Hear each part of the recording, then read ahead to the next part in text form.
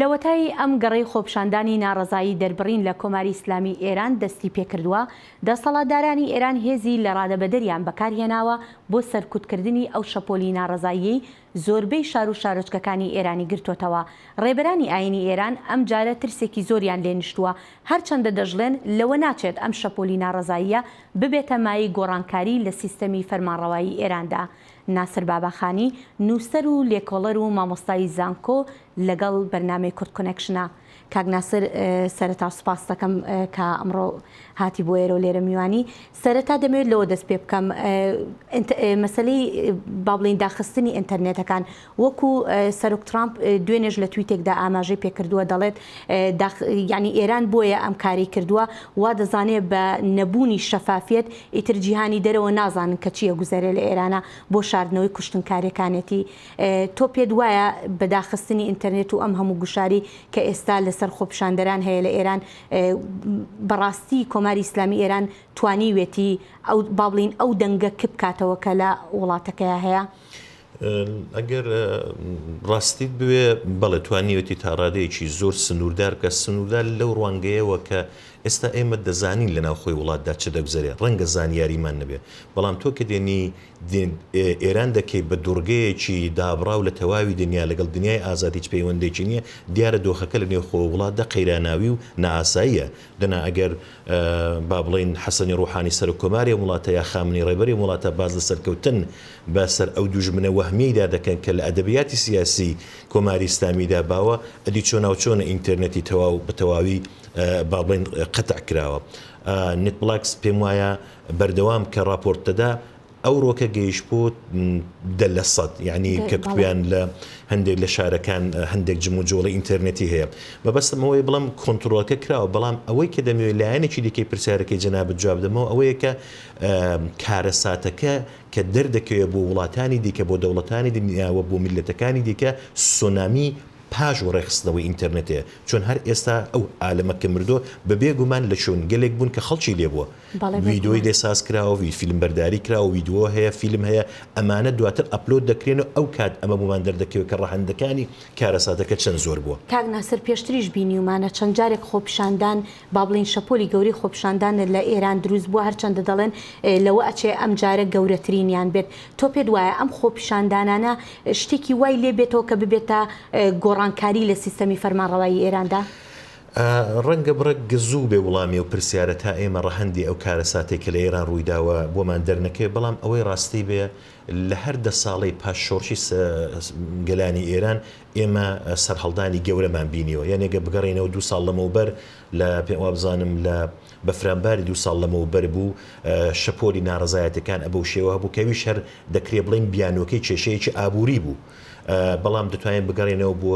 سەرهەڵدانی بزوتنەوەی سەوز بە هەندێک تایبەتمەندی خۆی بگەڕێنەوە بۆ 20 ساڵ دواتر بۆ سەرهەڵدانی بزوتنەوەی خوێندکاری لە ئێران. هەمووی ئەوانە نیشاندەندەی ئەوەن کە لە نێو خۆی ئێراندا هەندێک جار هەندێک قەیران ڕوودەدەن کە ئەو قەیرانانە دەبنە هۆکاری سەرهەڵدان، بەڵام بەپێی ئەوەی کە ئەو سەرهەڵدانانە خاوەنی ئەو تایبەتمەندیانەن کە دەبێت بزوتنەوەیکی گشتگیر هەیبێ بەداخەوە بە ئاکام ناگا، بۆیەنە لە نەبوونی سەرکردایەتی و ڕێبەرەیەکی با بڵین ڕێکوپێک نەبوونی ئۆرگانیزیشنێکی ڕێکوپێک لە نێو خەڵکەکەدا و ئەو شتێک کە ڕوودەدا لە ئێراندا دەتوانم بڵم سەرهەڵدانێکی خۆڕستکە کە بەرهەمی ئەو گوشارە ئابوووریانەیە کە کەوتۆتە سەر خەڵک بەبێ گومان ئەو سەرهەڵدانانە خۆ لە بۆشایی نهاتوونەتە دی بەگراوندێکی 40 ساڵیان لە پشتە سیاسەتە هەڵەکانی کۆماری ئیسلامی لە بواری کۆمەڵایەتی، لە بواری فەرهەنگی، لە بواری ئابووری و لە بواری سیاسی بۆتە هۆکارێک کە ئەو بۆرکانێک بتەقێتەوە. بەڵێ باشە کاک ناسر، وەکو زۆر کەس ئاماژەی پێکەن و لێرش کاربەرستانی ئەمریکا کە ئاماژیان پێکردووە با بڵین ئەو فشاری کە ئەمریکا فشاری ئەو پەڕی فشار کە دایناوە لەسەر ئێران فشاری ئابووری، دەڵێن کاری خۆی ئەکات بۆیە فشارەکان لەسەر ئێران زیادی کردووە، بەڵام کە فشارەکان لەسەر ئێران زیادی کرد خۆپشاندانێکی بەو شێوەیە ڕوو ئەدا لە ناوچەکەدا، ئایا بەدیلێک هەیە بۆ کۆماری ئیسلامی؟ یعنی بەدیلێک دانراوە بۆیان؟ پرسیاری چاک بوو. من پێم وایە پاژنەی ئەژیلی سیاسەتەکانی ئەمریکا بنسبەت کۆماری ئیسلامی ڕێک لەو پرسیارەیدایە، چون تۆ کە سەیر دەکەی ئێستا با بڵین ئەو ماکسیمۆم پرێشەر کە تۆ با بڵین گوشارە ئەو پەرگوشارەکانی لەباری ئابووریەوە خستوتە سەر ئێران گەمارۆ دراوە، پێم وایە لەوەی زیاتر ئیدی ناکرێت، هەر بۆیە ئەوەندە فشارەکە زۆر بوو بۆ سەر کۆماری ئیسلامی کە دەی هەبێ تەنانەت یەکێک لە گرفتەکانی دیکە ئەوە بوو کە ڕێبەری ئێران ئیزنی نەدا بە حەسەین ڕوحانی وەک سەر کۆمار کە بێنێ لە هەندێک بودجەی تایبەتی کە لە با بڵین لە اختیاری ڕێبەری ئەم وڵاتەدایە بوو ئەوەی کە کەسری بودجە چونکە تۆزانی بەشێکی بەرچاو لە کۆمەلگای ئێران موچەخۆری دەوڵەتن یانیان دەڵە سوبسیدەدا بە خەڵک ئەم پارانە دەبێت لە چۆوە دابین بکرێ لەو شوێنێک کە هاتن کچیان کردیان بابێنین ئەمە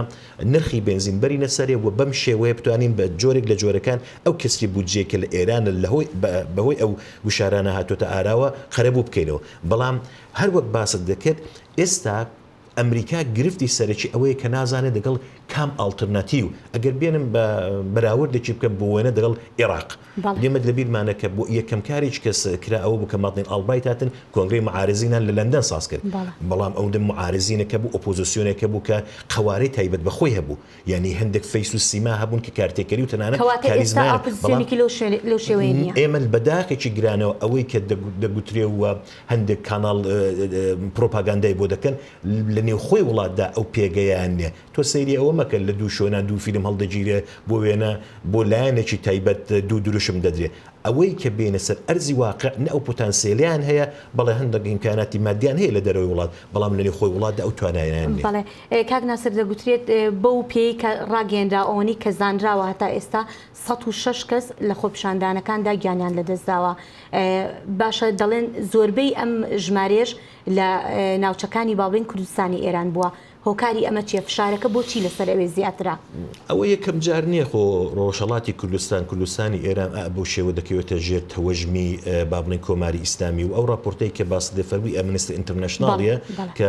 دۆکیومنتەکانی ئەو زیاتر بە بەڵگەوە دێن بە ئامارەکە ڕادێکوژراوەکان یەکجار زۆر لەوە زیاترە گومان و لەوەی دانەبێت چون ئەمە لەوە پێشتری عینێ و ئەزمونەمانەوە کە کۆماری ئیسلامی بە شێوازگەری جۆراوجۆر ئەوانە دەشارێتەوە بەڵام ئەو بۆ خۆت دەزانی کە کوردستانی ڕۆژهەڵاتی کوردستان لەباری سیاسیەوە دەتوانم بڵم ئاستی ئاگاهی سیاسی و شعوری سیاسی لە ناوچەکانی دیکەی ئێران زۆر زۆر بەرزترە بۆ لە ماوەی ئەو 40 ساڵەیدا بەردەوام با بڵین خەتی مقدمی جیپەی مبارزەکردن دەگەڵ کۆماری ئیسلامی ڕۆژهەڵاتی کوردستان بووە بۆیە کە دەگاتە کورد تۆ سیر کرد لە تاران ئەو هەموو مزاهرەیە کرا و هەموو خۆپیشاندانەکراوە تەنیا یەک کەس کوژراوە یەک کەسەکەش ژنێکی کورد بووە بەڵام کە دەبینی دێ سەر بۆ وێنە شارێکی وەک جوانڕۆ وەک کرماشان وەک مەریوان وەک بۆکان دەبینی لەوێت دەست ناپارێزن یعنی کوشتنی کورد بۆ ئەوێنی خوێنی کورد ئەوەندە لە کۆماری ئیسلامیدا بێبەها بوو کە بە هەموو شێوازێک بۆیە من پێم وایە دەگەڕێتەوە سەر ئەو شێوە ڕوانینە ئەمنیەی کە لە کوردستاندا هەیە. بەڵێ ناسر باباخانی نووسەر و لێکۆڵەر و مامۆستای زانکۆ زۆر سپاس دەکەین بۆم دەرفەتە. سپاس بۆ ئێوەش.